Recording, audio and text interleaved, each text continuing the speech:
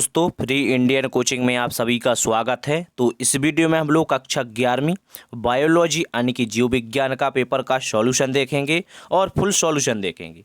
ठीक है, तो एक बार अपना कोड मिला लीजिए कि 143 होगा और सेट सी होगा यहाँ पर। ठीक है, और बायोलॉजी यानी कि जीव विज्ञान का पेपर है, वार्षिक का पेपर है। चलिए स्टार्ट करते हैं। प्रश्न क्रमांक 1 से सभी प्रश्नों के आंसर आपको बताए जाएंगे। तो प्रश्न क्रमांक 1 में दिया गया है सही विकल्प चुनकर लिखिए। अब यहाँ पर देख सकते हो आप, दिख रहे होंगे प्रथम संवहनी पादप है, तो यहाँ पर इसका आंसर थैलेफाइडा यानी कि ए नंबर का लगा दीजिए। इसके बाद में आलू कुल कहा जाता है, तो इसका आंसर भी देख लेते हैं। तो इसका आंसर होगा भैया, यहाँ पर देख सकते हो आप तीसरे नंबर का। ठीक है, तो यहाँ पर देखिए दूसरे नंबर का तो आपका बी वाला होगा, तो आप इसका बी नंबर का लगा दीजिए, दूसरे नंबर का बी वाला। ठीक है, इसके बाद है थर्ड, तो थर्ड का आपको आंसर लगाना है फर्स्ट वाला यानी कि थाइमिन लगा देना है।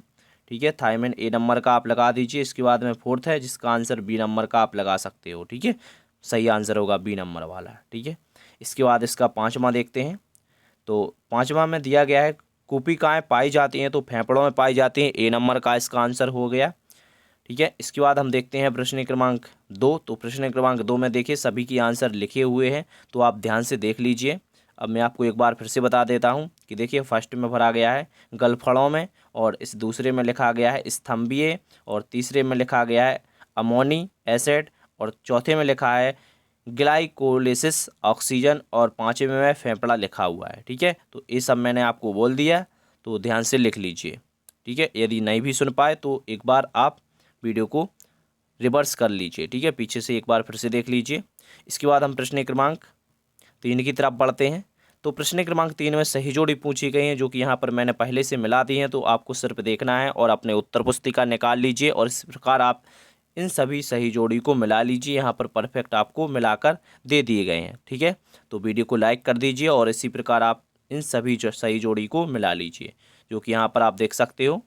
ठीक है, तो इतना करने के बाद अब हम नेक्स्ट क्वेश्चन की ओर बढ़ते हैं। तो देख लीजिए आप, प्रश्न क्रमांक 4 है जिसमें एक शब्द या एक वाक्य में आंसर बताना है। जिसमें फर्स्ट में पूछा गया है विषम जीवाणुकता का उदाहरण, तो यहाँ पर देखिए स्लेजीनेला लिखा हुआ है फर्स्ट का। और सेकंड है अस्थियों में पाए जाने वाले पदार्थ का नाम, तो कैल्शियम फास्फेट लिखा हुआ है।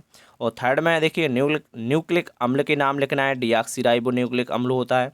ठीक है, अब यहाँ पर देखिए एक C4 पौधे का नाम लिखना है, तो मक्का होगा। और शरीर में समन्वय किस तंत्र के द्वारा होता है, तो तंत्रिका तंत्र के द्वारा होता है। तो इन सभी आंसर को आप जल्दी से अपने उत्तर पुस्तिका में नोट कर लीजिए। ठीक है, तो इतना करने के बाद अब देखिए आगे क्या करना है। अब प्रश्न क्रमांक 4 तो आपका कंप्लीट हो गया था, तो 5 देख लीजिए। प्रश्न क्रमांक 5 का उत्तर दिया हुआ है यहाँ पर, तो आप चाहो तो स्क्रीनशॉट भी ले सकते हो, या फिर आप वीडियो को रोक कर आपने उत्तर पुस्तिका में लिख लीजिए। प्रश्न क्रमांक 5 का उत्तर है ये। ठीक है, इसके बाद हम प्रश्न क्रमांक 6 का उत्तर देखते हैं। तो ये रहा आपके प्रश्न क्रमांक 6 का उत्तर, तो इसे लिख लीजिए प्रश्न क्रमांक 6 में। ठीक है, यहाँ से पूरा लिख लीजिए, लेकिन आप प्रश्न क्रमांक 6 का ये अथवा वाला है, तो ध्यान रखना है प्रश्न क्रमांक 6 का अथवा है एक। ठीक है, तो डाल देना है प्रश्न क्रमांक 6 का अथवा का उत्तर। तो इतना पूरा आपको यहाँ से यहाँ तक पूरा लिख लेना है। इसके बाद हम प्रश्न क्रमांक 7 देखते हैं। तो दिख रहा होगा आपको प्रश्न क्रमांक 7, तो ये पूरा आंसर लिख लीजिए। प्रश्न क्रमांक 7 में एटोपी के कार्य लिखना था, तो लिख लीजिए एटीपी के कार्य। ठीक है, एटीपी। इसके बाद प्रश्न क्रमांक 8 देखेंगे। तो प्रश्न क्रमांक 8 दिया गया है, तो लिख लीजिए इसको। बायोफाइडा के लक्षण लिखना था यहाँ पर, तो पूरा लिख लीजिए आप। प्रश्न क्रमांक 8 का आंसर दिया हुआ है। इसके बाद प्रश्न क्रमांक 9 देखेंगे। तो प्रश्न क्रमांक 9 में डीएनए आरएनए में अंतर लिखना था, तो इसको भी आप जल्दी से लिख लीजिए। प्रश्न क्रमांक 9 का उत्तर है, ध्यान से लिखना है। इसके बाद हम प्रश्न क्रमांक 10 का देखते हैं। तो अपना देखिए प्रश्न वो जो क्वेश्चन पेपर है ना, उसको निकाल कर रखिए और अपनी उत्तर पुस्तिका को प्रश्न देखते जाइए और उत्तर पुस्तिका में साथ में लिखते जाइए। ठीक है, तभी आप पेपर अच्छे से कर पाओगे। यदि आप स्क्रीनशॉट लेकर रखते हो तो आपको कन्फ्यूजन भी हो सकती है। तो आप एक बार प्रश्न देखते जाएं। प्रश्न क्रमांक 10 में दिया हुआ है धमनी और सिरा में कोई 3 अंतर लिखिए, तो यहाँ पर आप कोई 3 छाट कर अंतर लिख सकते हैं। ठीक है, धमनी और सिरा में।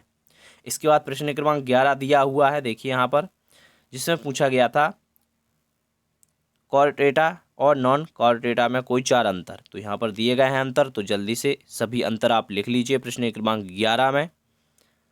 प्रश्न क्रमांक 11 के बाद आता है प्रश्न क्रमांक 12, लेकिन यहाँ पर प्रश्न क्रमांक 12 का हम अथवा बताएंगे। ठीक है, प्रश्न क्रमांक 12 का अथवा का आंसर है पूरा, तो इस पूरा आंसर को आप लिख लीजिए, लेकिन अथवा का है। प्रश्न क्रमांक 12 का अथवा देख लीजिए। रेखित व अरेखित पेशी में 4 अंतर लिखना था, तो ध्यान से देखिए और लिख लीजिए। ठीक है, तो आशा करते हैं लिख लिया होगा आपने। वीडियो को रोक कर लिखना पड़ेगा लेकिन आपको। ठीक है, इसके बाद हम अगला क्वेश्चन देखते हैं, जो कि है प्रश्न क्रमांक 13 का अथवा। समसूत्री और अर्धसूत्री में यहाँ पर आपको अंतर बताना था, तो सभी अंतर आप लिख लीजिए। 4 अंतर लिखना था, तो लिख लीजिए जल्दी से। प्रश्न क्रमांक 13 का अथवा है। और यदि अभी तक आपने चैनल को सब्सक्राइब नहीं किया है तो अब तो कर लीजिए भैया, आपको सॉल्यूशन मिल रहा है ना, तो जल्दी से कर लीजिए। साथ में बेल आइकन जरूर प्रेस करें, ताकि जैसे ही आपको क्लास 11th से रिलेटेड कोई भी वीडियो आए तो उसकी नोटिफिकेशन आपके पास पहुंचनी चाहिए। अब प्रश्न क्रमांक 14 का उत्तर है, ग्लाइकोलाइसिस और कैप्स चक्र के बीच में अंतर लिखना था। तो देख लीजिए, ए रहा इसका आंसर। इस प्रकार आपको लिख देना है। ठीक है, तो लिख लेना आप। ठीक है, इसके बाद हम प्रश्न क्रमांक 15 का अथवा का आंसर देखेंगे। तो उत्सर्जन क्या, उत्सर्जन पदार्थ के आधार पर जंतु कितने प्रकार के होते हैं, प्रश्न क्रमांक 15 का अथवा में दिया हुआ है। तो इसका आंसर देख लीजिए, इस प्रकार आपको लिखते जाना है। ठीक है, तो यहाँ पर फर्स्ट और सेकंड पॉइंट दिए गए हैं, इसके बाद इसका थर्ड फोर्थ भी है। तो देखिए यहाँ पर अभी सेकंड यहाँ तक कंप्लीट हो जाएगा, सेकंड देते हैं तक। ठीक है, यहाँ तक पहले स्क्रीनशॉट में क्या हुआ था कि यहाँ तक आया था कुछ, यहाँ तक शायद। ठीक है, तो इसको पूरा यहाँ तक कर लीजिए। इसके बाद में थर्ड पॉइंट है। ठीक है, तो थर्ड भी लिख लीजिए, और यहाँ पर फोर्थ भी दिया गया है, तो उदाहरण सहित यहाँ पर दिया गया है, तो पूरा लिख लीजिए आप। इसके बाद नेक्स्ट क्वेश्चन होगा। तो इसमें नेक्स्ट क्वेश्चन में देखिए, इस प्रकार एक केंचुए के मतलब यहाँ पर एक संरचना टाइप की बनी होगी अगले क्वेश्चन में, तो बना लेना आपको इस प्रकार। ठीक है, इसके बाद प्रश्न क्रमांक 17 का अथवा आता है। तो प्रश्न क्रमांक 17 का अथवा में इस आंसर को आप लिख लीजिए जल्दी से। प्रभावित करने वाले कारक, प्रकाश संश्लेषण की दर को प्रभावित करने वाले कारक लिखना था। तो इस प्रकार इन सभी कारक को आप लिख लीजिए। ठीक है, इसको लिखने के बाद सभी का वर्णन करना पड़ेगा, क्योंकि ये देखिए बड़ा क्वेश्चन है ना, तो आपको मार्क्स तभी दिए जाएंगे जब आप पूरा लिखोगे। तो प्रभावित करने वाले कारक के यहाँ पर वर्णन दिया हुआ है, तो इन सभी को आप लिख लीजिए। ठीक है, 5 को लिखना है आपको, दिख रहे होंगे आपको स्क्रीन पर पूरे। इतना करने के बाद अब हम नेक्स्ट क्वेश्चन देख लेते हैं, जिसमें दिया गया है प्रश्न क्रमांक 18 का अथवा। तो प्रश्न क्रमांक 18 का अथवा लिख लीजिए आप। ठीक है, और वीडियो को यार शेयर जरूर करना है, ध्यान से शेयर करें, और टेलीग्राम से भी जुड़ जाइए, वहाँ पर ये PDF आपको डाउनलोड करने को मिल जाएगी, तो जिसकी लिंक आपको इस वीडियो के डिस्क्रिप्शन में मिल जाएगी। तो प्लीज़ आप टेलीग्राम से ज़रूर जुड़ें, ताकि आप इस PDF को डाउनलोड कर सकें। ठीक है, और वीडियो को यदि आप शेयर करोगे तभी आप डाउनलोड कर पाओगे, क्योंकि मैं तभी अपलोड करूँगा तब इस वीडियो की शेयर होंगी। सबसे ज़्यादा शेयर होना चाहिए वीडियो। ठीक है, तो आपको कम से कम 5 से 10 लोगों में इस वीडियो को शेयर करना है, ताकि मैं PDFs की जल्द से जल्द टेलीग्राम पर अपलोड कर सकूँ। ठीक है, तो ध्यान से आप शेयर कर दीजिए। तो इस प्रकार आपका ये पेपर पूरा कंप्लीट हो गया है। इस चित्र को बना लीजिए और वीडियो को शेयर कर दीजिए। Thank you.